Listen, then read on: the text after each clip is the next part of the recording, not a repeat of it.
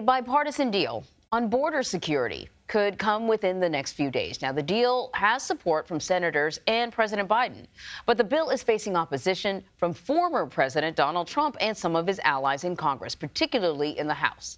If passed, it would be the first major overhaul of the immigration system since the 1990s.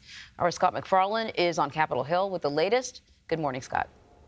Good morning. The negotiations have been going on for more than a month, but the negotiators themselves recognize there is a clock ticking here. The time is running short. Ultimately, they need to press to get this thing done before it collapses because there's opposition that's forming in the U.S. House, from the House Speaker, from Republicans who are ardent supporters of Donald Trump as well, because Donald Trump has told his fellow Republicans to block a border deal and deprive President Biden and Democrats of an accomplishment, unneeded accomplishment on a high-octane issue before the election. The components of this deal remain somewhat a mystery because we haven't seen the text or the document.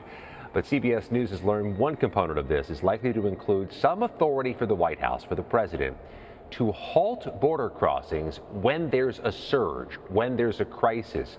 Also could adjust quite significantly the ability and the limitations on amnesty, tightening the restrictions, shortening the timetable for issuing amnesty. There's a lot in play here, but as the week begins, Anne-Marie, it is clear the time is running short and there is a sensitivity of moving too close to the election.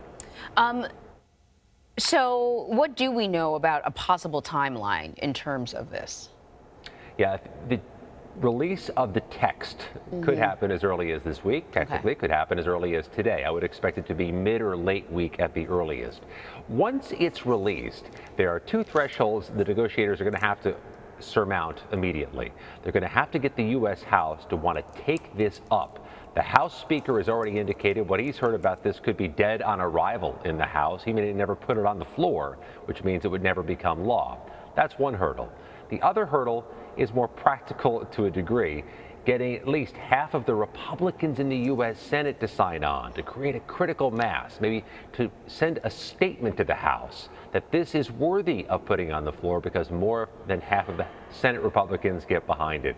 These are Herculean tasks that await negotiators if they can get this thing on paper this week. So in the meantime, House GOP members are attempting to impeach the Homeland Security Secretary, Mayorkas. They released these articles of impeachment. Tell us on what grounds are they moving forward? They're going to make the argument that Secretary Mayorkas has failed to follow or enforce immigration law and that he has breached the public's trust. This is, according to all sources, a political exercise and a political statement that is not going to end at the end of the rainbow with the impeachment of the U.S. Homeland Security Secretary. It's not even clear to my sources the Republicans have their own votes in the House just to get it past the U.S. House at any point this year, much less the Democratic-controlled U.S. Senate. But it does two things, Anne-Marie. It raises the issue of border security, puts it back in the news cycle. Republicans tend to like that this year.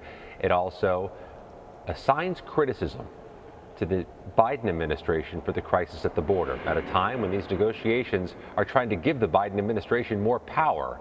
Real mixed messages, real muddy waters here, but they're still talking about border security, which House Republicans clearly want.